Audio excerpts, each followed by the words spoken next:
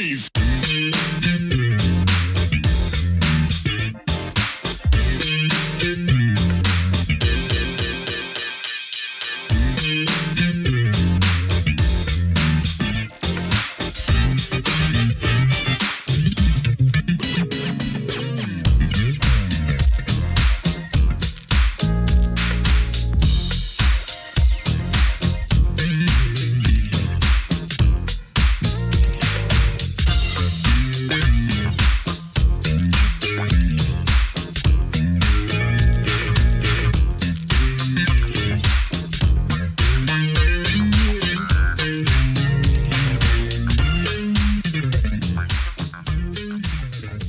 At this point, Simon, were your records increasing in popularity, or were you kind of staying at the same level, or what was happening in terms of, fame, if you will? Well, I think what was happening was that 2005 was, if memory serves, was just around about the time that the internet was really getting going in terms of music and in terms of digital MP3 type replacing CDs as a medium. Because I remember our distributor sort of introducing the idea to me and me being a bit suspicious of it, just thinking, what's this all about? And then very soon thinking, oh, so you don't have to pay to have CDs pressed, but people can still listen to your music wherever they are in the world, and you'll get paid for it. Sign me up to that. And so around about that time, websites and email and all that was really just starting to become normal. I don't know if this sounds like I was way behind the curve, but I just remember opportunities started to come in, because the American thing, our first American opportunity came in 2004, and it was only 3 weeks after I launched the band's website, which had contact information on it, that somebody emailed to say, would you like to come and play in the US? Mm-hmm. Prior to that, the only way that you would know about us is if you collected 7-inch singles or something like, so I don't think we were distributed particularly widely. So I think probably the internet was the key to us not becoming popular as such, but just us reaching people further afield. And we were just starting to get attention in the US, in California and Colorado, around about that time, I seem to remember. Just people who were into other funk bands like, are you familiar with Carl Denson? Yes. And the Grey Boy All Stars, because we did an opening tour. Well, they did a tour, we opened for them. And that was when we were kind of put in front of the same fans that we have now for the first time.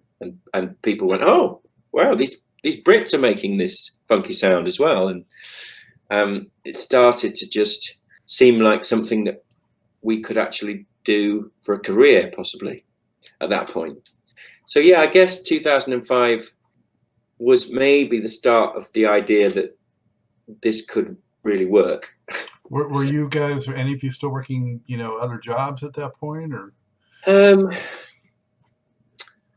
I remember having to make a decision, because I wanted to work in film and TV, and I had started to get freelance work as assistant camera person. And I remember having to make the decision a few years before, when Eddie said, look, I don't want you to send me a replacement drummer for this regular gig that we have. Like, either I want you to either be in the band or not, but this isn't the kind of band where it doesn't matter who's playing. That's not what this project is about. And I said, yeah, I understand that. And he said, so you are going to have to make a choice between going off and doing a movie for 4 weeks or being in the band. And at the time, I was earning almost nothing from the band, and I'd started to make some money working in film and TV. And I was in my mid-20s, and it was a bit of a painful decision. But I'm trying to remember I'm sure we must have had other. I think we just tried to do part-time things, and survive on not very much, and do gigs that, like a regular gig. Maybe we did restaurant gigs and other slightly humiliating things. Weddings. Yeah, yeah, all of that stuff. Just so we were trying to make it work, whilst at the same time trying not to compromise too much on what we were doing with the sound. What was it like when you first came to America? Well, it was really eye-opening, because the first show we did was at the House of Blues in Chicago, and that was opening for the Grey Boy All Stars for 2 consecutive nights. So we were in this huge venue, as far as we were concerned, and even though we were the opening band, there was still half the number of people who would come to the show were there while we were playing, and that was quite a lot. It's still several hundred, and they seemed to really like it, and we just thought, oh, this maybe it's going to make sense over here, because we'd started to lose faith in the UK, because it didn't seem like it was gaining any traction, and it seemed like what we were doing was a bit too specialist, because it was instrumental, and instrumental is a bit of an ask for most British audiences. Well, I guess it's a bit of an ask for most audiences everywhere, but the US is so big that you've got these sort of cultures of people that are into obscure niche stuff, but there are loads more of them because there's just more people there. So, because the Grey Boys were kind of doing what we were doing, and they were doing it to big audiences, and there was a bit of vocals involved, but mainly not. It was mainly playing instruments, and we thought, okay, this is where we need to be. And we've been touring in the States since then. It's now 2020, and so what's that? 16 years? Yikes! Wow. So, yeah. What about from a culture standpoint? What was your impression of America? Well, the thing we noticed. So at the airport, we had a sax player traveling with us, I think, and he ordered a bagel, and he said, "Oh, hello, can I have a cream cheese bagel?" And the woman just went, "What kind of bagel?" He's like, a cream cheese bagel." "What kind of bagel?" A cream cheese bagel. He didn't understand, because Britain has a kind of post-World War II rationing mindset, which is totally at odds with the just absolute vastness of choice that you guys have in the States. And we've been raised with this, same as if you go into a cafe and you say, "I'll have, egg and chips."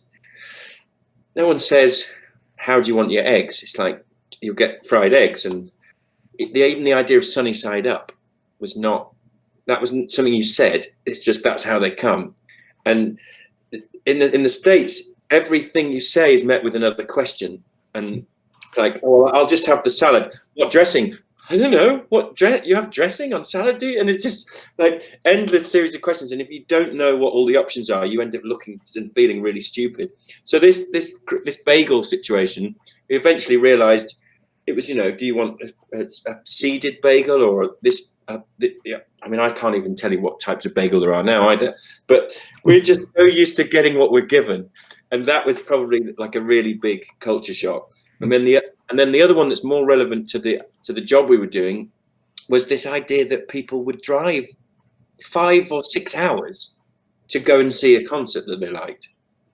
And we just like, what? How is that possible? Like, if there's a band playing that I like and they're playing in Manchester, which is 40 miles away, but not Leeds, I'm still thinking, oh, that's a shame they're not coming to Leeds. I won't get to see them. And then people will say, "Oh yeah, we drove, from, Idaho, and then we're driving back after the show." "What?" "Yeah, it's like probably only take us 4 hours to get back because it's been the night time." Well, what are you crazy people, like so obsessive? and so dedicated to it. But it was really heartwarming to know that for some people, it's so important to them that they're willing to do that. And yeah, it's not something you find over here. So you came up with 102% in 2006. And so that's what, fourth studio album. You know, you guys could have just been mainly a touring act, right? I mean, why did you decide to keep coming with studio albums so consistently throughout your whole career so far?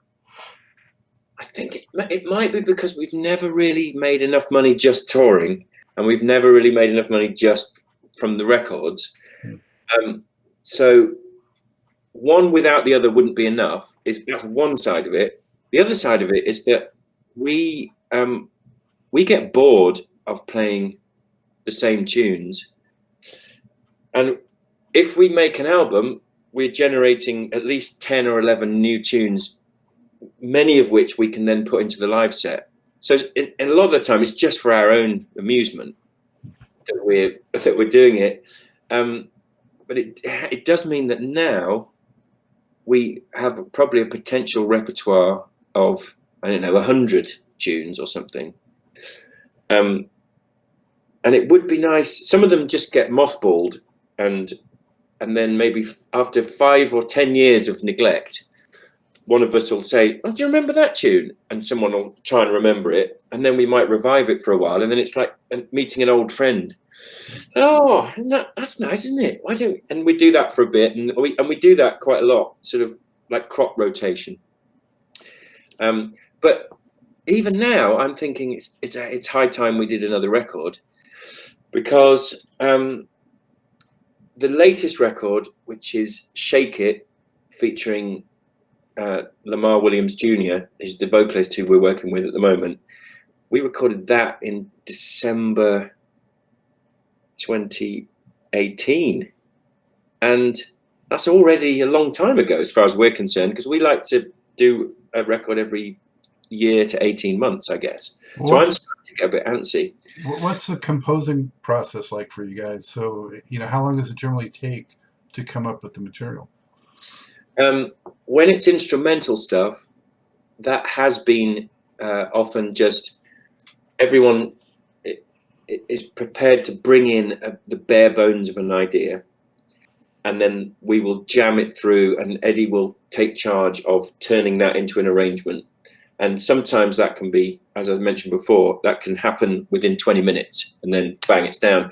Sometimes someone will write something that's got a main section, a melody, and a bridge, and they're sort of bringing it almost fully formed to the table, and then it's just a question of everybody working out what they're going to play and how they're going to play it. Sometimes we will just jam with nothing from a starting point. Just I'll start playing, Pete will join in, and we can generate some tunes just from that process. So there's different ways of doing it. The latest record that we did, because it's mainly vocal, we had a session. This doesn't usually happen, but it was a sort of 2 or 3 day session a couple of months prior to the recording of the album, where people just sort of brought sketches in and shared them, and then those sketches were recorded and shared, and then when we went in to actually record, we had some things to develop, but it happened in the studio. A lot of the lyric writing for the last album happened in the studio at the mic, with Lamar standing there and whoever's helping write lyrics sitting there with a notepad and saying, "Try this line."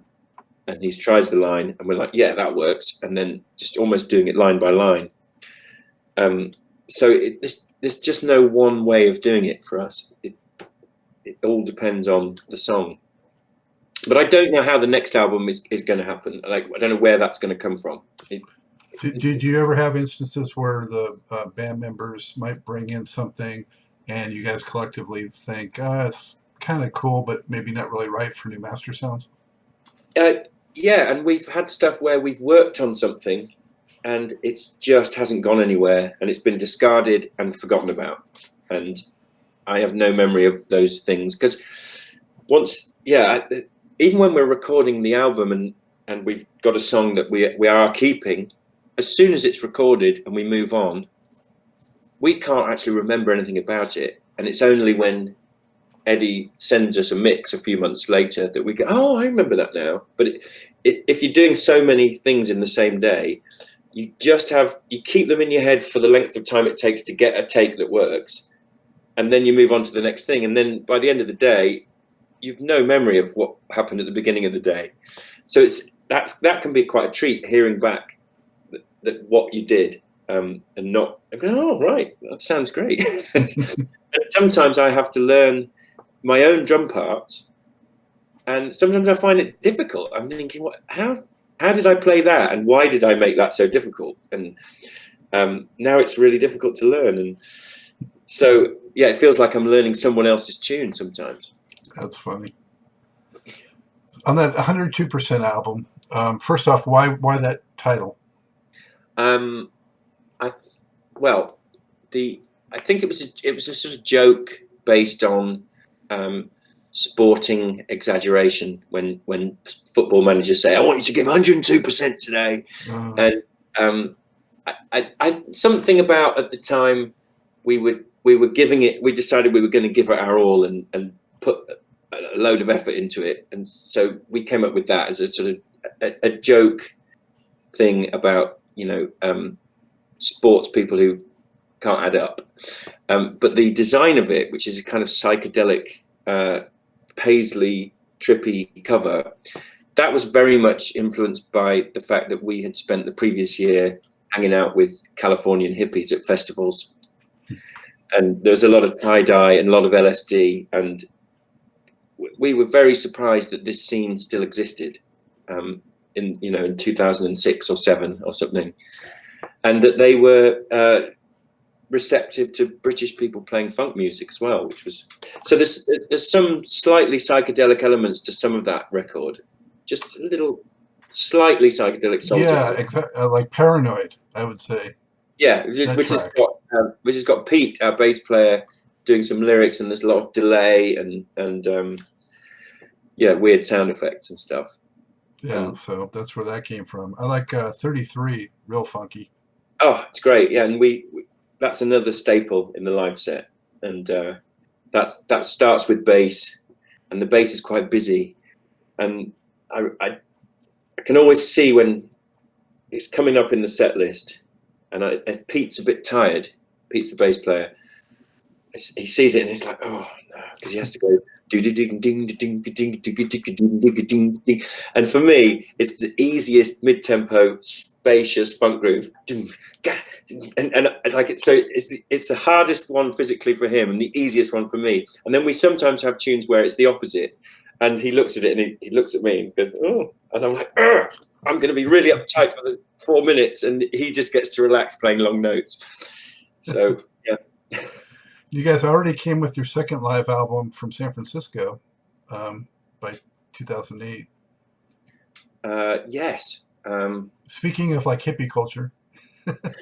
That was recorded over 2 nights at the Independent in San Francisco. And I wonder if I think we may have still been wearing the suits for that. They hadn't quite gone moldy by that point.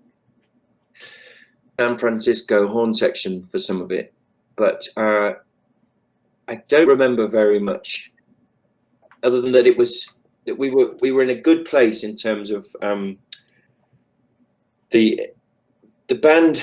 We were gigging a lot, and the communication was good, and the arrangements were good, and the audiences were good, and the whole thing just felt easy, and so it was a good period to capture for a live record. Might have to go back and listen to it, because it's been a while. But yeah, it's a different thing from live at La Cova.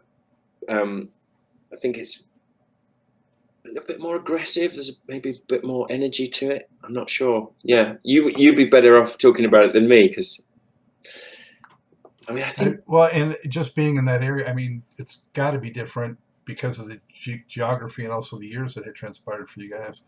But, when you're in the heart of where, funk music came from Sly and the Family Stone, and that's where Tower Power emanates from. Yeah, So much great music from San Francisco and the Bay Area over the years. So I'm sure some of that rubbed off.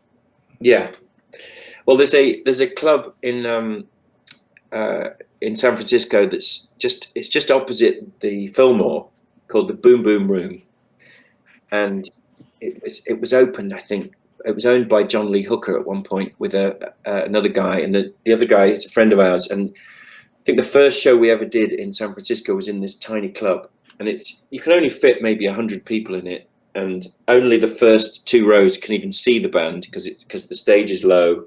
It's a bar essentially, but it's just such a sweaty, intimate thing. And I remember that we got to play there quite late on in our career. After we'd played the Fillmore, we were trying to find a San Francisco show, and the other venues that we should have been were booked up when the dates we needed. So we ended up doing, I think, 3 or 4 consecutive nights at the Boom Boom Room instead of doing a bigger venue. And I just remember thinking, this is so funky, because you're this far away from the audience. Everyone's packed in, so everyone can smell everybody. And as we know, that's what the funk is. So absolutely. And those gigs just went on like till 4 a.m, and it was proper informal improvisation, not mediated by a big PA system and very much direct communication between the musicians and the audience. And that's one of my fond memories of San Francisco. And I don't know if we'll ever be able to do that again, just because the economics of doing a tiny venue don't tend to work out so well. And also a few people complained that, they came to see us, but they didn't actually see us because they were stuck at the back. And I guess the only way something like that might work now is if you did a bigger show and then you still had energy to do some kind of other thing later that night or something. Yeah. Well, funnily enough, we did just play, just after Christmas, we played a venue called The Chapel. And there was an after party at the Boom Boom Room, but because we'd flown in from Europe just the day before, by the time we'd finished our show at, I don't know, 12:30 a.m, it was already 8:30 a.m. back home, and I was just feeling completely frazzled, and all I could do was go back to the hotel.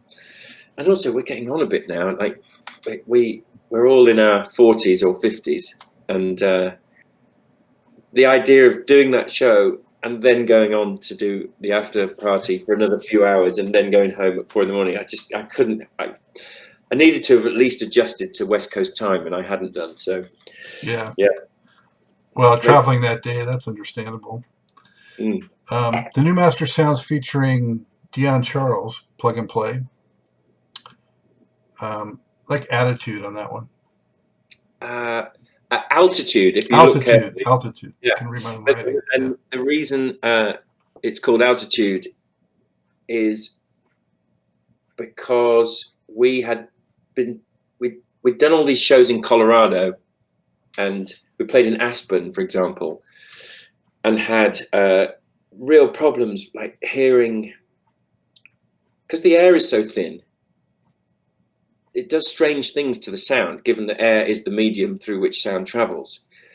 So for a while, when we were playing in those kind of places, we were just kind of freaked out, wondering why it doesn't feel right or the same. Something was off. And then eventually we realized, oh, okay, it's because there isn't as much air. So anything you do, you've got to do more of it to make the air move as the same as what you would normally make it at sea level. And also, we were getting out of breath and thinking, don't normally get out of breath doing a solo or playing, And at one point, I remember having oxygen on stage. So the concept of elevation, altitude, was something that we'd been dealing with in our touring of Colorado. And that particular tune keeps changing key. I think it just keeps going up a notch and up a notch and up a notch and all the way, and then eventually fades out. If memory serves, because we haven't played it for over 10 years. But that was to represent it just getting higher and higher and higher when we were driving around the mountains. There you go. That makes sense. I've been there many times. Beautiful out there, and some good music too. Still never been to Red Rocks. I hope one day. Well, we have played there twice so far, but Wow. Only as the opening band. It would be great if we could get to the point where we could actually headline the place. I'm just not sure how long that would take, or if what it would take, because we have been doing this a long while. But maybe a double bill or something with another band of equal size. But even opening is just an amazing experience. It's just a stunning location, and also opening is quite fun because you do your show, and then you've got the rest of the evening to hang out and enjoy being at Red Rocks, having finished work. So it does have that going for it. The next record, I think, is definitely one of my favorites overall. 10 Years On. Yes, which was unimaginatively titled because it was 2009 and we formed in 1999. There's some of the, I like the production on that record a lot. It just cooks from front to back, that one, to me. I mean, yeah. MRG. Yeah, that stands for Mark's Red Guitar, and our friend Mark, who owns a bar in Leeds that we used to play at, he was having guitar lessons with Eddie at one point, or jamming with him, and I think when they were jamming together, they sort of came up with that groove, and so Eddie called it MRG, short for Mark's Red Guitar. But that's really fun, and it's a slow groove, and it involves hand claps from the audience, and we still play that one too. And it's just got a really great, spacious, funky groove to it. Yeah, it swings is like what I like to. It's got like a swinging funk to it. CeeLo is kind of reminds me a little bit of like almost like a Scorpio or something. If you know that old Dennis Coffey track, it's faster, funky, a little bit of an early 70s kind of feel, like early 70s jazz funk. Or, yeah. And does it have horns and percussion on it? I've got a feeling that it does, and I think it's one of those ones that we didn't end up being able to do live very often because the arrangement required more people than we had. So because there's some extra guests on the record, so it's one that gets requested every now and again by fans, and we're just thinking, we don't know how to play that. So that was more of a studio track, I guess. Did you feel like that album though? Is that one that stands out for you at all, or is it just me? No, it is one of my favorites. So I think it's Franpsycho on that one as well. I wish I should have this up on my screen, shouldn't I? So what's the track list? Let me turn it over here for you. Franpsycho, Soulshine, Chocolate Chip, Narcolepsy, Flimsy, Dusty Groove, The Road to Fuji Rock. Oh yeah, so Flimsy, Dusty Groove, Fuji Rock, Franpsycho, MRG, they're still staples of the live set. So that's the sign of an album that we like, is if we're still playing songs from it years later. We also did a song with American singer Grace Potter, who is more of a rock and roller. And that is on the CD, but it didn't make it onto the digital release because of some wranglings with her. She was on a major record label at the time. But that is a kind of soul funk, country soul funk thing, which I don't know if you can. I'll maybe send you an MP3 of it because you won't get it online. But that's also on that record, but it didn't get the digital release. Send it over. Love to hear it. Yeah. Right. Carry on. Out on the fault line, was that from being in California so much with the We earthquakes? recorded in San Francisco. Yeah. San Andreas influenced? Yes, exactly that. And the cover is a painting of a geographical fault that we licensed from an artist based in California. Seem to remember. You don't get those in the UK, right? No, we don't. I mean, once fracking really kicks in, then things will start to go a bit topsy turvy. But I don't think we've got any big fault lines anywhere near the UK, to my knowledge. I moved my wife out from the East Coast to California, and she had never felt earthquake, and she kind of flipped out when she first did. Yeah, I mean, I was in Oakland when I first experienced one, and it's just quite disconcerting, isn't it? And I think maybe there's been a small one in Japan when we've been there, because that place is very precarious as well. Mm-hmm. But you're safe, aren't you, in Charlotte now? You know what? I thought so, but there's actually been a couple small ones that I felt out here. I think one was centered in Virginia, and I was like, I thought there were no earthquakes out here, but every once in a while, I guess they have a very small one. So, right. Yeah. But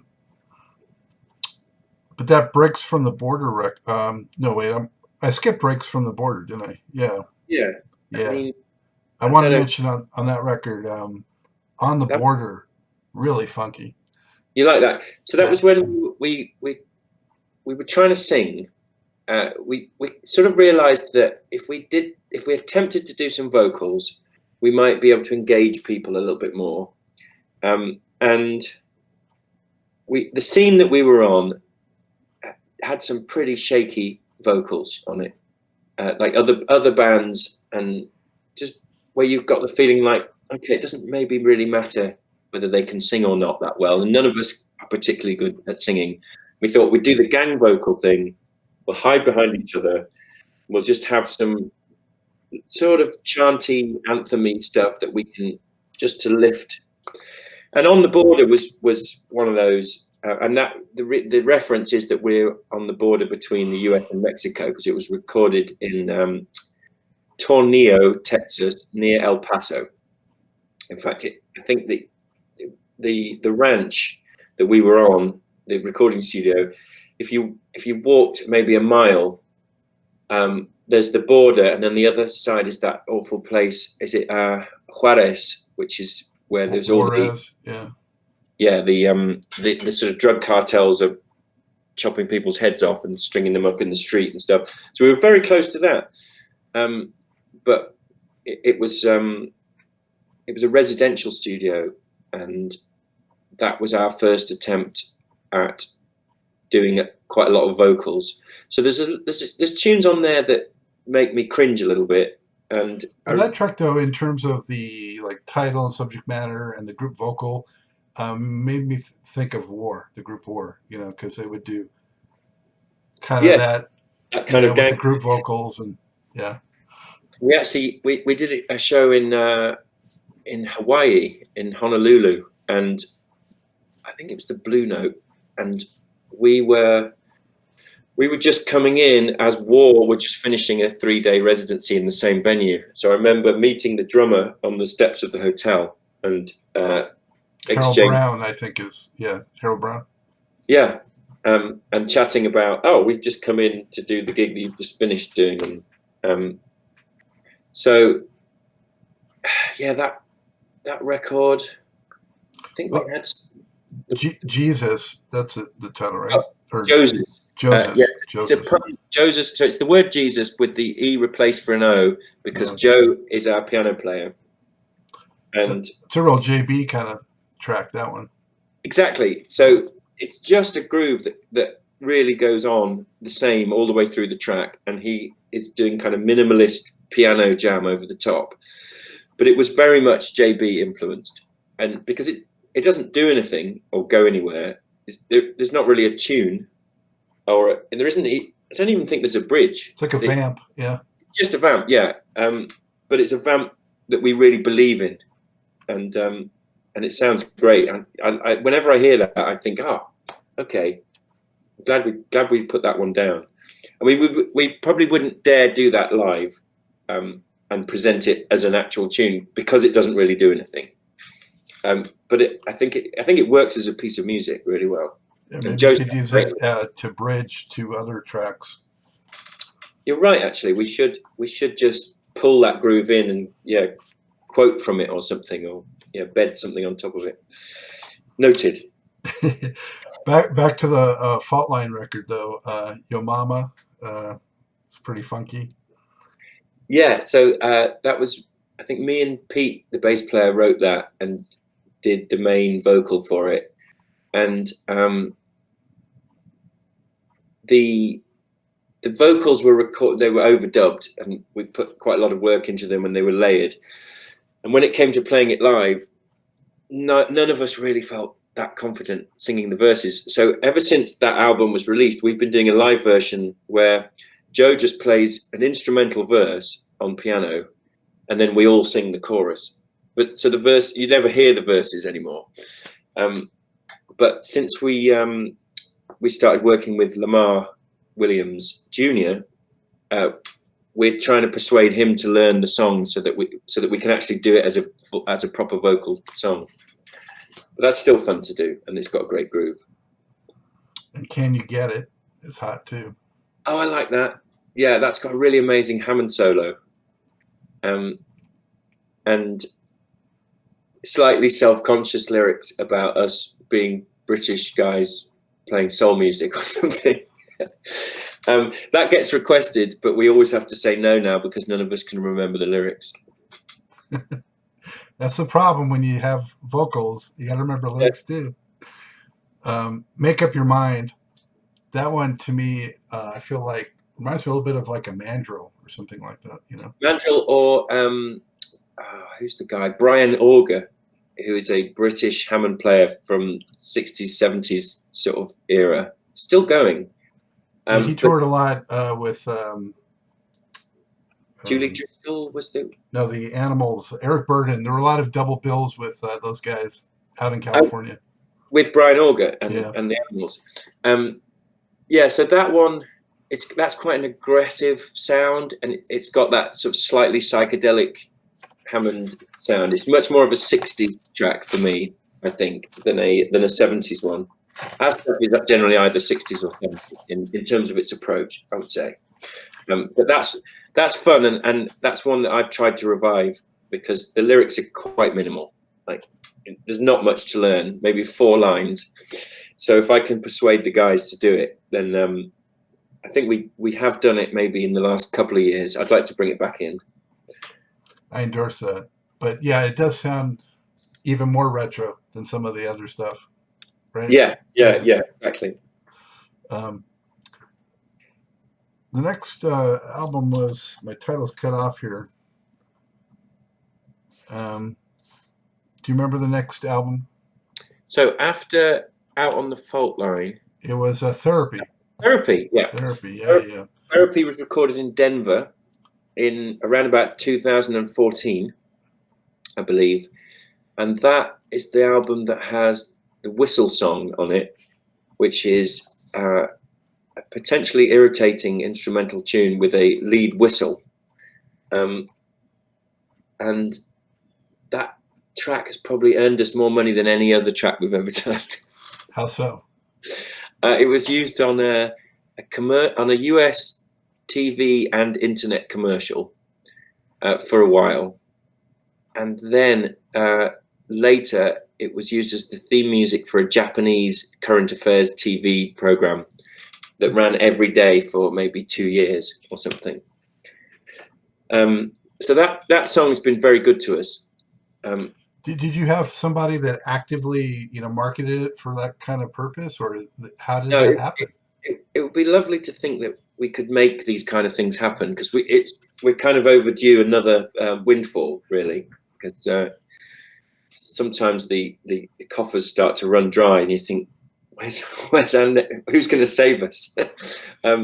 And annoyingly, these kind of things, they just seem to be random out of the blue, and there doesn't seem to be anything you could. In fact, it feels like the more you try, the more you're trying to have people working your stuff, the more maybe people are like, oh, maybe they seem too keen. Like maybe they need this too much. I think people who use music for TV and film and adverts, I think they like to think that the reason they're doing their job is that they find the music, you know, like they're hunting for it, they're digging it out, and that's what gives them the satisfaction. So probably they probably don't like it when people are trying to sell it to them. But it just means that you can never predict when anything's going to be discovered and It's used. like when something goes viral. Yeah. But that song was, we've only ever done 2 music videos, and that was our second, and it was a fun and silly one where we all wore, it was a bit like Clockwork Orange, and we all wore white and had heavy eyeliner on. It was a kind of comedy situation, and I just remember thinking, oh, okay, we're going to make a video. Hope it's, I mean, we maybe did it for about like $1,500 or something, but it was still like $1,500. I was thinking, is this a waste of money? And that was the one track that really gave us a bit of payback. So I was thinking, right, okay, that was fair enough. I had no idea whether the video had anything to do with anybody discovering the track. There's no way of telling, but I'm glad we did it. And what else is on Therapy? I like Slow Down. Oh yeah, real nice sax on that one. That's a guy called Ryan Zoidis who plays with a band called Lettuce. I'm a big fan. Yeah. And they just got nominated for a Grammy. They did, yeah. They didn't win, but yeah, they were nominated. Yeah. So Ryan, I think, was in Denver at the time, and we just got him in to do that track. But Slow Down, it was written because Eddie had broken his ankle, and so he did that whole album on crutches with his leg in the air. And the lyrics are all about how you're going to have to just slow down while you let your ankle get better. So it sounds, was Therapy the name because of physical therapy? Yeah, and I think he'd gone through a breakup as well. So it was like the double meaning of the fact that he'd broken his ankle and he'd gone through a breakup, and music is a form of therapy, both when you make it and when you listen to it. Mm-hmm. Sure is for me. Stop This Game is kind of a reggae. Oh, it goes into a crazy dubbed out spacey trippy thing, doesn't it, at the end? Yeah. So that's another one which I don't think we've ever played it on a live show. But I remember that we recorded it, did the reggae thing at the end, and then we said to the engineers in the studio, who were big stoners and really into reggae, we said, do what you want to do with the end of this track. And they put all those crazy delay effects and everything on it and said, what do you think? And we were like, yes, that sounds great. Also, Treasure is kind of like a poppy track, but it's nice. Well, we'd never heard it, and because we didn't really listen to pop music at that point, but we'd got, I don't know, 9 tracks or 10 tracks. We knew we needed one more for the album, and we said, what, let's do in the, like in the old days when you would do a pop tune and replace the vocal with the soul jazz guitar. Let's do something like that with a modern pop song. So we're in the studio, put a message out on Facebook saying, please suggest a pop cover for us to do. We're in the studio now, we need ideas. And we had quite a good response, but maybe 3 or 4 people suggested Treasure.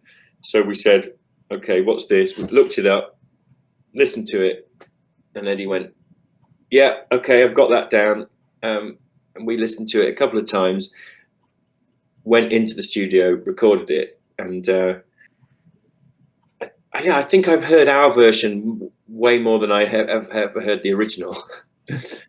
We didn't listen to it too much because we didn't want to be we just kind of got an essence of how to do it and get the groove down. But it's such a fun kind of disco-y track. Yeah. But with that sweet soul jazz guitar sound on the top of it. Mm-hmm. And Kim Dawson, I don't know, or I didn't know who that is, but she wails. Yeah. Did she do 2 tracks? Yeah, she does a JB's tune type tune, which is Soul Sister, mm-hmm. which is partly spoken word as well, as a song track. And then I Want You to Stay. So Kim is based in Denver. Eddie has been in a band with her called Matador Soul Sounds, which is a side project. And yeah, she's a belter, but she can also do a kind of mini Ripperton type thing as well.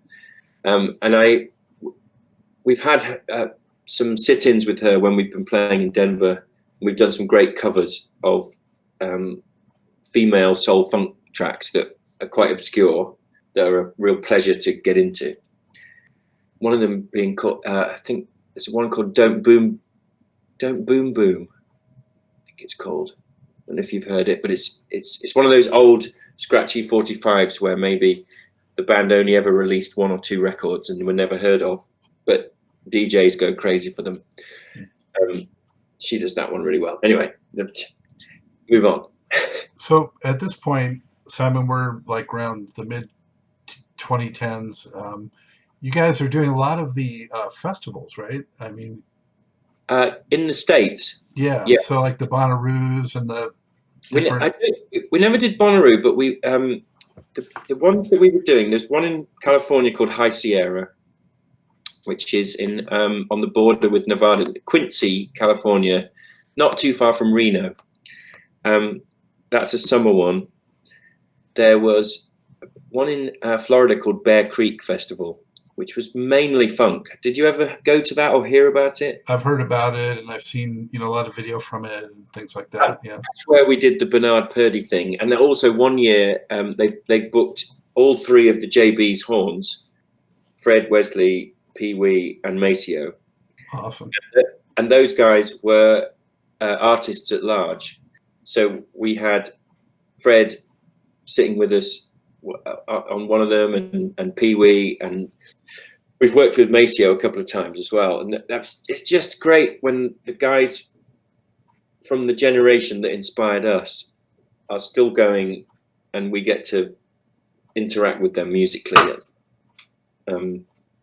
It's just really pleasing, because that's the kind of thing you never thought would happen when you get into music. Mm-hmm. Definitely 2 of my all-time favorites, Fred and Maceo. You can't beat them. Yeah, I remember the first time we met him, may have been on a Jam Cruise. Have you heard of Jam Cruise? Mm-hmm. So that's a sort of jam band festival on a cruise ship, but there's always quite a lot of funk. And Maceo was on one year, I think it was 2007, 2008, and we were in the middle of a groove, and I saw Maceo show up at the side of the stage, standing next to our keyboard player, and he was nodding his head, and we carried on with this groove, and then he just had this look of determination. He opened his sax case, got it out, put his sax together, and walked on stage and started blowing with us. And it was just like, that's Maceo. This is great. And then Carl Denson joined him, and so that we had Denson and Maceo at the same time. And that's what the kind of festivals that we were playing encourage that kind of thing. They book those artists at large solely so they can go on and find grooves that they like and get involved with them. And so you get something that's unique and special every time. And yeah, that's been a real joy. And I guess Jazz Fest in New Orleans it's sort of a festival. We never play the fairgrounds, which is the daytime thing. We always do the late night scene.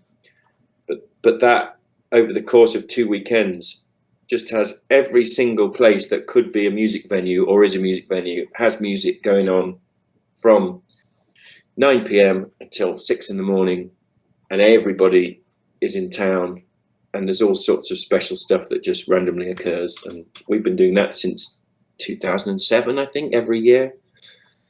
So, did you get to play with any of the actual meters guys there? Yes, we've done. Hang on. So we first met George Porter Jr., their bass player, on Jam Cruise, and he jammed with us that same year that Maceo did. We've done a couple of shows with Ziggy, where we had 2 drum kits on stage, and I'm looking around, and there he is, just trying not to let the fact that my mind is being blown show. And we're sort of trading licks, or I'm trying to play in between his grooves, and we did a couple of shows with Art Neville in the States. One in New Orleans for Halloween, where all of us were dressed up as the A-Team. That was our costume, and then Art was he just came as himself, and we just did some meters songs, and it was, we haven't played with Leo, the guitar player, but although I have met him, I've seen him at festivals. So that was, we got to know them. The guy that we got to know best out of all of them was Ziggy, I think, and he lives in Oakland now. But he was such a friendly guy and just so open and warm. And we did a show in San Francisco, and we arranged that we would do some meter songs, and then he was willing to learn some of our tunes. And he said, "Oh, I really like this one." And so he'd gone through the albums like you have and listened to some songs and picked a few out. I can't remember which ones he did, but I just remember being really honored that he would take the time to do that. Well, that's phenomenal stuff right there. You get to meet your actual heroes and play with them. Can't beat that. No, exactly. That's pinch me, am I awake kind of stuff. Yeah. And then I'm sure you've jammed with, a lot of these groups on the circuit that I'm a fan of, like, Dumpster Funk and Galactic and Lettuce that you mentioned. And we've been on the same scene as them for 10 to 15 years, and Bear Creek Festival was one of those ones where we would always be there. Galactic would always be there. Dumpster Funk and Lettuce every time. I think that festival ran for 8 years. So that really was it was a treat, because we would often we'd often play on the Friday and a Sunday, and then have the Saturday just to wander around enjoying the festival, which is super fun. Quite often gets to a certain level, and you when you play a festival, you just go in, do it, and leave. You don't get any sense of taking part in something. It's just a gig. But with Bear Creek, it was like a community, and that was where we as musicians all got to know each other and got to play with each other and have late night jams and all that kind of thing. Yeah, I remember in particular, now you're rekindling my memory, seeing videos from that with, like, a combination of just such interesting players from different acts, and just it's like a fantasy band kind of thing. Yeah, fantasy funk band. Yeah, that is too cool.